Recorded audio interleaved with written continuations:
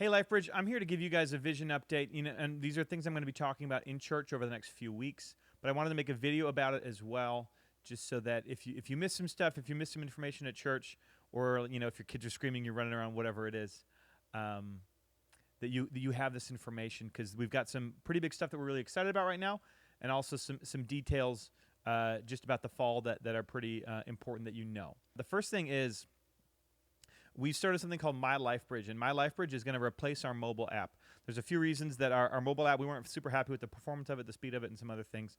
So we've switched to a web page, and it's called My LifeBridge, and it's really easy to find. If you go to lifebridge.church, scroll all the way to the bottom of that page, you can go to the My LifeBridge page, and then you can actually save that page to your home screen so that it functions just like an app. You can click on it, it'll take you right there. And My LifeBridge is, we've set that up so that church people can always go to the same place. So people, if you call LifeBridge your home church, you can always go to the same place and get the information you need. If you want to give, if you want to track your giving, if you want to know what's coming up, if you miss a sermon, you want to listen to the devotional or read the devotional, all of that can be done from My LifeBridge. So that'll be kind of the new hub for everything for people who call LifeBridge their home church. My LifeBridge for information, and so you can check that out. Next is we are adding our devotional. We've been doing a daily devotional for about a year.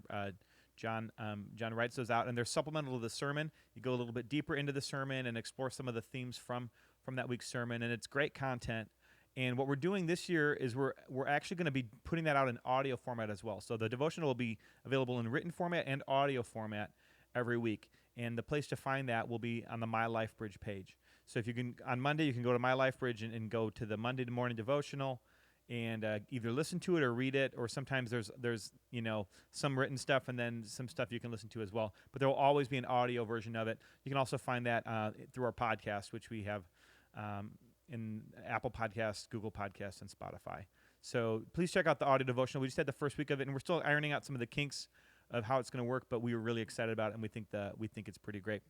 The last thing is campaigns. Campaigns are basically blocks of time that we are going to organize our church life into. So we want to build a healthy rhythm into that, but we also want to collect our thoughts better by having a theme that's consistent. So the devotionals and everything else will be in that one theme. And one of the things we've learned is how scattered and busy our calendar was at times. And we're going to plan that way so that we don't overload our calendar, so that our information isn't scattered. So for instance, we won't have a class being taught about this, a devotional about this, a sermon about this, and an event about this. Everything is going to be unified, and the calendar is not going to be as busy as it used to be, is one of the big things. But what we are doing is we're having these focused growth weeks that we're going to call conference weeks in each campaign as well. So there will be a little bit more of a steady rhythm, and then we'll ramp up for a little bit for these conference weeks, and then we'll have what we call planned calm, which is a couple weeks where there's basically nothing besides Sunday church going on, and it's just really calm. It's a time to rest, recharge, and get ready for the next one. Our first campaign, which we've just launched this past week, it's called The Redemptive Life. We're very excited about it. We're talking about what it means to live a whole life of worship to God, and worship that goes outside of just a Sunday morning gathering or just singing or listening to music in your car. Worship that is a part of all of your life. So we're very, very excited about this campaign and about campaigns in general. And we want to know what questions and what's not clear about it so that we can help clarify it, and through this first one kind of iron the kinks out as well. So we want your feedback on it. But you can check out the campaign for the current page. There's courses. There's the devotionals every day. There's sermons. There's going to be those conference weeks. All of that is going to be driving this idea of the redemptive life. What does it look like to live a redemptive life of worship? So very excited about campaigns as well. Next, I want to talk about our gathering plan for this fall. So we have some information on our website. Our plan right now, we're meeting outdoors. We're planning to move back indoors on October 4th. So first of all, if there are no mandates in place and it's just up to us, our plan right now is to have 3 services. We would have an 8:30 service, a 9:45 service, and an 11 a.m. service. Having 3 services will help us accomplish a few things. The first thing we're going to do is the 8:30 service is going to be a mask-required service. So if you are somebody who feels safer coming to church, if you know everyone's going to be wearing masks, 8:30 is going to be the service for you. Now, if we end up with an extended mask mandate, we will not have 3 services, because we will be asking everyone to adhere to that mandate. Now, if you're concerned, you have health concerns, you don't want to wear a mask, we're not going to come up and hand you one, or we're not going to ask you for your doctor's note or anything like that, but we do expect everybody to honestly represent their health and to follow the mandate if there is a mandate in place. And this is our effort to meet the needs of everyone in our church body. Simply put, that's what it's about for us right now. If there is a mask mandate, a little bit more about that. We will go back to 2 services, and we will keep them at 9:45 and 11. So we're not gonna go back to 9 and 10:30, and then the mandate goes, and we're gonna go to 3 again. We don't want the times changing all the time. So plan on 9:45 and 11 for those services, and keep in mind that this plan isn't a perfect plan for anybody. If things start to close down again, if things start to get tighter, either regulation-wise, or if we look at the cases, and not just the cases, but really the hospitalizations and the deaths, and feel concerned about those numbers, we would go back to home gatherings rather than mandating ourselves that everyone wear a mask. That's our strategy. We don't mind home gatherings. We think it's a good, different way to do church. We don't want that to be the normal way we do church forever, but we like home gatherings. So if we don't feel like we can safely gather without masks, we're not going to give everyone a mask. Instead, we're going to close the building. We're going to do home gatherings, keep the numbers smaller. Another question we're getting is, at what point would we go against a regulation? At what point would we go against a numbers regulation from the state, or a mask mandate from the state, whatever it is? We don't know the exact point at which we would do something like that. And the reason we don't know the exact point where we would do something like that is because we don't feel like we're that close to it right now. We don't think of what's happening right now as persecution, really, as something that Christians need to stand up about. Now, people could disagree with us, and that's okay. There's pastors and churches who are handling that differently, and we don't think less of them. But in this instance, we don't think they're correct.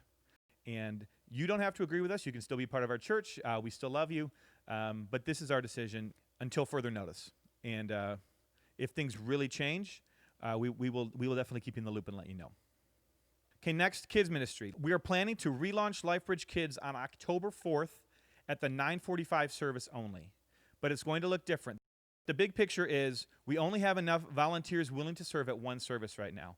And in order for those volunteers all to be willing to serve, everyone in those environments, in those kids' environments, is going to be masked. Enough volunteers are asking for that, that we feel like we need to respect them. And if we don't have those volunteers, we have no kids ministry. That's the bottom line. So at the 9:45 service, if you want your kid in kids ministry, that means they will be masked when they go to kids ministry. You are agreeing to be on the sub list, which means that you might need to serve about once a month. The volunteers in there will be masked as well. There will be a few other guidelines. If you're okay with those restrictions, if you're okay with all of the things that I just mentioned, you need to register your kid to be a part of kids ministry at the 9:45 service. If you're not okay with those things, you can bring your kids to church. You can bring them to the 9:45 service. You can bring them to the 11 a.m. service, and they won't have to wear a mask in there as long as there's no mask mandate in place. And that's fine. We are going into this year with the assumption that we will have more kids in the service, and that's okay. So, and you're totally welcome to do that. You're totally welcome to go that route. Another option we have is if there's enough parents who feel strongly that they want their kid to be able to go to kids ministry and not wear a mask, you can volunteer, and you can let us know, hey, we would love to, at the 11 a.m., have that option, and I'm willing to volunteer to help in that area.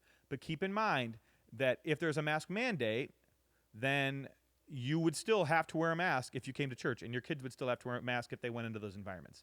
Now, another thing I want to clarify, anybody under the 4K environment, if you're in the nursery or the tots rooms, they don't have to wear a mask. It would start in the 4K environment and go up through elementary, and we are going to have kids ministry up through 5th grade. And if you want to do that, you need to re-register. Everyone's got to re-register. We're starting from scratch, basically, with kids ministry. This really gets back to the conversation we've been having for the last few weeks about moving forward and what it's going to take for us to move forward together. It's really about preparing ourselves for a difficult time. We are not about done with a difficult time right now. That's just not the reality that we live in. So we need to set our expectations. We might be going back to home gatherings at some point. We might. We might be closing kids ministry. We might be requiring everyone to wear a mask because the state requires it. We might be going from 2 services back to 3, back to 2. There's a lot that could happen. There's a lot that could change. But it's time to move forward. It's time to move forward together. We have to accept where we're at. We have to examine our own hearts and our own motives for why we're doing the things we're doing. We need to ask the Holy Spirit to convict our hearts and give us conviction to move forward to pursue Jesus in community with one another. With all the love in my heart, this isn't going to be an easy year, but this also isn't exactly, this isn't the underground church, guys. We can do this stuff. We can do it.